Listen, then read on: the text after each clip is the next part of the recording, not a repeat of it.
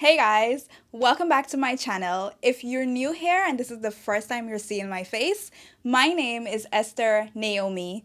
This is where I discuss life, the lessons I'm learning from it, but most importantly, my journey with Christ. I'm hoping that you leave somewhat inspired or you learn something from my experiences. So if you've seen my previous videos, then you'll notice a little change of environment. So I did move, my sister and I got our own space, and it's been both exciting as much as it's been challenging. So navigating through that and just everything in between. But I'm still super grateful to God for all that He's doing in my life, all that He's teaching me, all that He's training me for or to do. I'm not sure of it all, but it's been quite a journey since the short span of time I've been away from here. I hope that you guys are also well with life and whatever may be going through in your life. And I hope you're hanging in there because that's all we can do. So I'm here not only to give you guys a life update, but kind of this revelation that I received when I was reading the Bible last night. So that's something that's, if I'm being honest, has also changed because I really never thought I'd be this busy in life. You know, you expect to get a job and navigate through all of these things you expect to do in life, but you never consider everything that it's going to take, or you never consider the busyness of it. I'm like, I'm so busy. Every day I'm tired or I want to sleep for I'm like, every week I tell myself I need an extra day to just sleep. So, but it's not a bad thing. It's not necessarily a bad thing to be busy because I guess in some ways that's being productive, but it's a bad thing when your busyness gets in the way of your relationship with Christ. So as got busy, I was reading less. I thought there's not enough time in the day for me to read my Bible or sit down and really pray. You know, I wake up at 5:30 in the morning. I'm supposed to wake up at 5:30 in the morning. Sometimes I cut it close, but typically I want to wake up at 5:30 in the morning so that I can get to work for 7. It takes me from 30 to 35 minutes to get to work depending on traffic, etc. So that, and then I'm coming home around maybe 5 or so. I am doing hybrid, so I'm not in the office every single day. I'm in pretty much in the office, like the most I'm in the office is 3 days, typically 2 days though. And then the others I'm home, but I'm finishing work around maybe 5 or maybe earlier, but mostly 5 these days because it's quite hectic. And then I also have my volunteer that I'm doing. You guys should check out Public Square. So helping there, and so it's almost as if I have two jobs, and then throwing life in there, throwing life responsibilities, you know? So I'm like, this is a lot, and how do I put God in there? Which is a mistake in the first thing. It's how do you surround your life around God? Because then if you're doing it that way, God gets placed in the background almost. So yeah, I was like, my prayer life just was not the best. It wasn't what I hoped it would be or what I thought it would be at this stage in life, you know? So I had to sit down, like, I can't have this happening. I have to, because, you know, if you sit down and you really, I guess, assess your life, you'll realize that you're not as busy as you think. Although you can be busy, but there's always something you can change, omit, or something so that you're making sure God is at the forefront. Whether you have to wake up earlier, whether you have to make sure your lunch is your quiet time, you know, something. So I've been trying my best to make sure that I get that Bible study in, I get my prayer in, because then, honestly, truly, it's you wake up one day and you're like, I'm not as close to Christ as I once was. And it's always like few steps you're taking. It's always like a day by day thing, and then one day you're like, how did that happen? But it's those minor steps that you're taking. So making sure that those change. So maybe I'll do a video separately on how I'm trying to accomplish that, but I'm still working through it. So I don't want to come and give you guys advice that I haven't solidified, or a routine or so. So yeah, working on that. But I'm also about to start back school. I don't know if I ever mentioned it on here, but I'm headed back for my master's. And I'm like, oh, that's maybe even busier, But anyway, I didn't really necessarily come in here to talk about the busyness of life, although life has been busy. But I got this revelation last night. Not necessarily this revelation. Yeah, I'll call it a revelation. I was reading my Bible. I'm in Matthew again because I'm like, I want to go back to the, what do you call that? I don't know, but I thought, let me go back to Matthew. I want to read back about Jesus' life. So I went back there, and that's where I'm in. I was reading Matthew 16 last night because as I'm about to transition back into school, of course, those are other bills. But obviously, if you're watching my previous videos, you'll know that God allowed me to graduate debt free for my undergrad.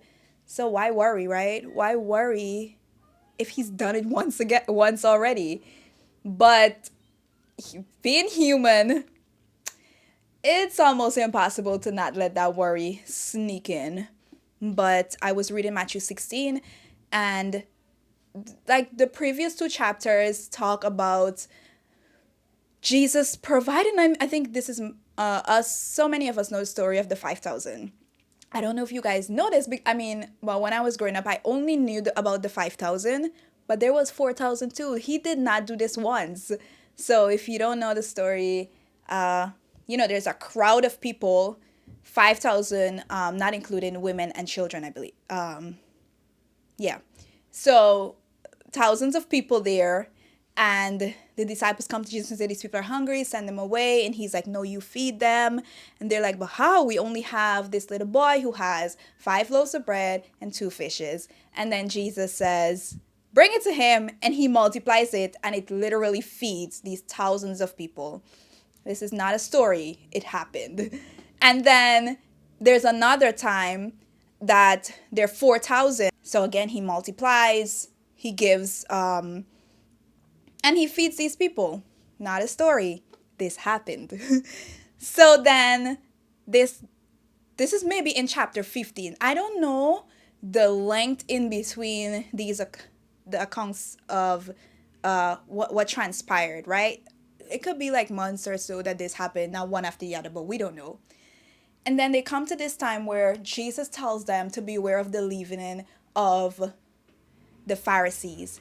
Now, leavening is like yeast, right? And it's rising. Pretty much it's like bread coming to be, And so he was pretty much warning them about the Pharisees because if you know that they're the ones who ultimately want Jesus gone, dead, crucified. So when he says this, they think bread. So they say, oh no, we didn't bring any bread, yada yada. They're talking about that amongst themselves. And Jesus looks to them and he says, oh ye of little faith. Now, even before I read that part, I paused. And I'm like, what is wrong with these people? Because if I've seen God, the first time I see Jesus feed these people, right, out of these few, 2 fishes, 5 loaves of bread. First off, if it's easy if you're in the crowd to say, oh, they're saying that man give us this food out of just a little food and he multiplied. It's easy to be like, that's crazy. They probably just got bread or whatever. It's easy to not believe it. But the disciples are at the forefront. They bring this food to Jesus, so they see it. They have knowledge that he literally just multiplied food, and not only did he give it to these thousands of people, but there's leftover, and not just leftover, but exactly 12 baskets. How many of disciples are there? 12. Anyway, so I'm thinking, the first time you see that, mind blown. Second time, come on now, he did it once. It's still crazy. But by this account, the disciples should know that Jesus is able to bring, to multiply bread. So I was like, okay, if let's not, it's okay to judge the disciples out of afterwards. But what I was thinking is, they've seen Jesus multiply. They've seen him work with something. He didn't just bring bread out of the air, but in their mind, he had to have that. So it's easy for them to think that he needed the bread in order to multiply, and not think that he didn't even need the resources. He can just call it and it will come to be. That's why Jesus says, "O ye of little faith," in the following paragraph, and not "O ye of no faith." Because the disciples had faith enough to believe that God could multiply, or Jesus could multiply from what was already there, but not faith enough to see that he didn't even need that resource. That if he can do it with that little, he can do it with nothing. It made me realize that it's easy for us to look at the circumstances around when Jesus may have done something for us, whether it be provide, whether it be open a door, etc., and limit him to that and think he needs to do it in the same way. So looking at my situation and the way God may have provided for me to be able to pay off my school fees, and thinking that the circumstances needed to be similar, and not realizing that all you had to look at is the fact. The fact of the matter is that he provided bread for all these 5,000 people, and then 4,000 and more. Then, and as well as knowing that he allowed you to graduate debt free. That's all that you need to focus, or that's all I needed to focus on. That's all the disciples needed to focus on, and know that if he did that, he can provide again. And the circumstances surrounding it does not matter. That if he allowed you to graduate debt free once, he's able to do it again. And the circumstances don't have to be the same. So Priscilla Shire was, what was she preaching on? She was preaching on the Holy Spirit, I believe. And she said, we limit God a lot in his response to our prayer because we expect him to respond the same way. I just wanted to come here and encourage you guys. I don't know what's going on in your life. I don't know if you're currently in a place where you're stuck, or you feel, how is this going to happen? But you've seen God do it time and time again, but you're kind of confused as to how he would ever be able to do it again. Just know that he can do it. That's all. Just know that if he's done it once, he's done it twice, he is able to do it again. But the circumstances around how he's going to do it, or the circumstances how he did it that last time, it does not have to be the same. So just trust God. I just wanted to remind you, because that reminded me that all you have to do is trust God.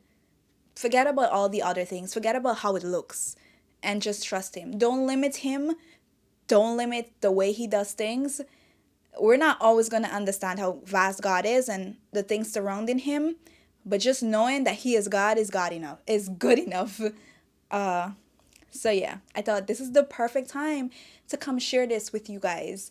So I hope if you watch this video all the way to the end, that you not only leave with knowing the importance of making sure you're putting God at the forefront no matter how busy life gets, that you sit back. Maybe you didn't realize that you got so busy for God. I hope my situation made you alert you, like, hey, you got to get back into the word. You got to get back into prayer. And then I hope you leave here knowing that God is able to turn your situation around like he's done so many times before.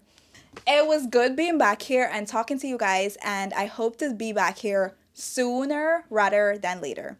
So be blessed, and I'll see you guys on my next video.